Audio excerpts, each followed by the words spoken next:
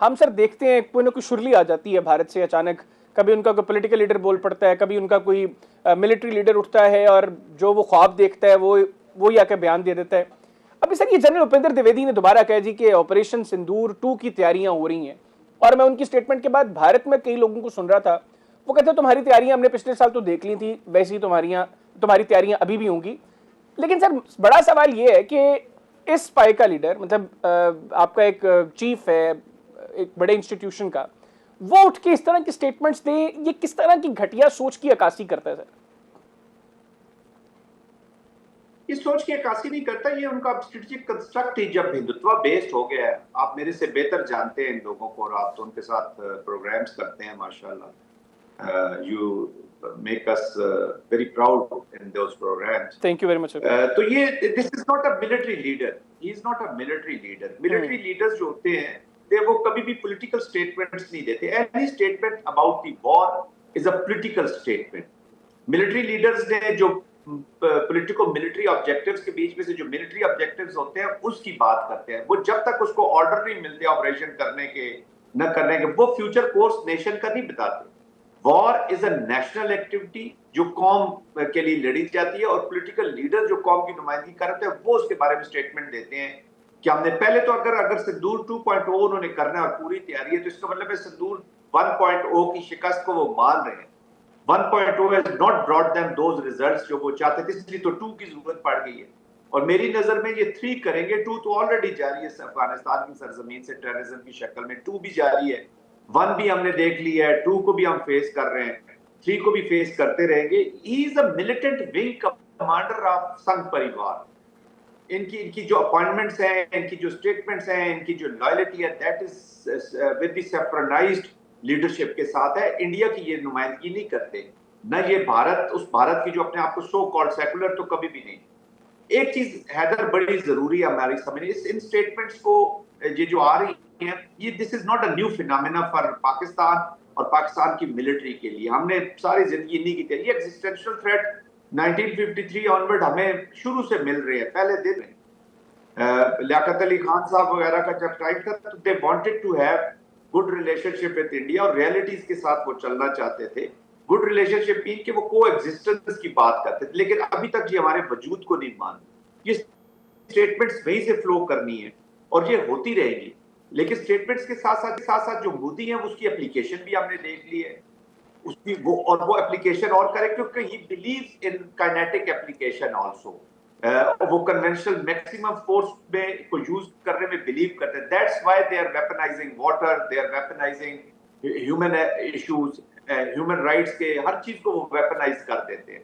और आपने उनके जो मीडिया है, सो कॉल्ड मीडिया, जो सर्कस लगी हुई है, वो उसने पूरा मिलिटराइज माइंड कर दिया है इंडियन पॉपुलेशन और कॉन्स्टेंटली एक क्वेश्चन तो पाकिस्तान के खिलाफ करने की कोशिश करते हैं, लेकिन अपने लोगों को भी उसी में लेंगे। लेकिन सर ये जो आपने उनके मीडिया का और उनकी लीडरशिप के जिस तरह की स्टेटमेंट्स हैं उनका जो जिक्र किया सर, ये सर आपको नहीं लगता कि जब आप इतना ज्यादा इसको डिस्कस करें, इस तरह की स्टेटमेंट्स दें, आवाम के जज्बात को भड़काएं, फिर एक वक्त आता है कि आपको प्रैक्टिकली कुछ करना पड़ता है और अगर आप नहीं करते तो आपके ऊपर प्रेशर आता है पब्लिक की तरफ से। तो ये जो स्टेटमेंट्स आ रही हैं, कभी राजनाथ बोलता है, कभी अमित शाह बोलता है, कभी अजय डेविल बोलता है, अभी जनरल उपेंद्र द्विवेदी बोलता है, अभी उन्होंने जो जनरल सुब्रमणी को एज नया जो सीडीएस अपॉइंट किया है वो भी इसी अप्रोच का बंदा है। तो ये जो स्टेटमेंट्स इनकी तरफ से आती हैं, आपको लगता है कि एक स्टेज आएगी कि इनके ऊपर इतना प्रेशर बढ़ेगा कि दोबारा इनको किसी मिस एडवेंचर की तरफ जाना पड़े? बिल्कुल, ये सेल्फ क्रिएटेड एक उसमें कॉल्ड्रन में फंस जाते हैं और उसमें से निकलने के लिए फिर इनको मिलिट्री एक्शन करना पड़ता है। लेकिन उसका रिस्पांस पाकिस्तान जनरेट कर सकता है और करेगा जी। They need friction. जो भी एक्सपेंशनिस्ट डिजाइन्स वाली सोचें होती हैं या जो फिनोमिनाज होते हैं, आप जूइश ज़ायनिज्म को देख लें, ग्रेटर इजराइल का जो कॉन्सेप्ट है, इधर हिंदुत्व के कॉन्सेप्ट के साथ ग्रेटर भारत का और अखंड भारत का कॉन्सेप्ट है। They need friction. उनको अगर फ्रिक्शन खत्म कर दे तो उनकी एग्जिस्टेंस खत्म हो जाती है, वो पर्पस ऑफ देयर एग्जिस्टेंस खत्म हो जाता है। तो हेट बेस्ड है। अभी देखे ना जिस तरीके से वहां पे हिजाब वर्सेस सेफ्रोनाइज्ड वो जो पहना रहे हैं, कपड़े पहना रहे हैं, लोगों के गलों में डाल रहे हैं, तो ये कोई ना कोई विद इन माइनॉरिटीज के साथ and without countries like Pakistan जो जो इनके आगे हर्डल है, उनके खिलाफ ये बातें करते रहेंगे और इनका सर्वाइवल ही इसी में है। इसी के ऊपर ये फीड होते हैं, जो हेट अगेंस्ट पाकिस्तान है, इसी के ऊपर ये फीड होके इसी के ऊपर ये अपनी पॉलिटिक्स करते हैं, इसी के ऊपर ये अपनी प्रोग्रेशन करते हैं।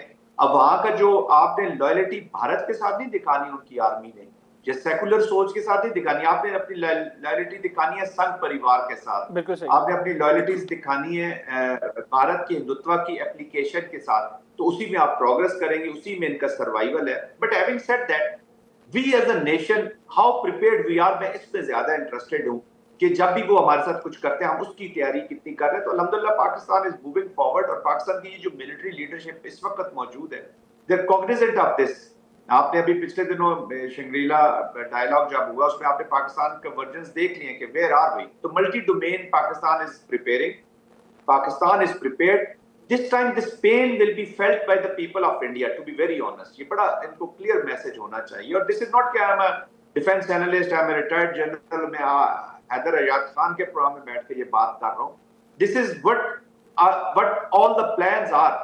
ये जो है ना इस वक्त फ्यूचर का जो कॉन्फ्लिक्ट है इंडिया के साथ, ये भी मॉडर्न कॉन्फ्लिक्ट की तरह it will be about pain, कि how much pain you can inflict and how much pain you can bear. Pakistan की कौम और पाकिस्तान बड़े रिजिलियंट है, पेन हमने बहुत बर्दाश्त कर रहे हैं और आगे भी कर सकते हैं। लेकिन इंडिया की आवाम ने अभी तक फिल्मों वाली सिर्फ वो पेन मतलब आई मीन चीजें देखी हैं, फिक्शन वर्ल्ड से सब वो बाहर जाएंगे। Responses will be generated in those areas जहां पे वो सोच भी नहीं सकते। दे आर कंफर्टेबल है कि जी पाकिस्तान अगर रिस्पांस कश्मीर में जनरेट करे, आप कश्मीरी उस तरफ मरे या पाकिस्तान की तरफ मरे, उसकी शहादत की तकलीफ पाकिस्तान को ज्यादा होनी है, इंडिया को तो होनी नहीं है।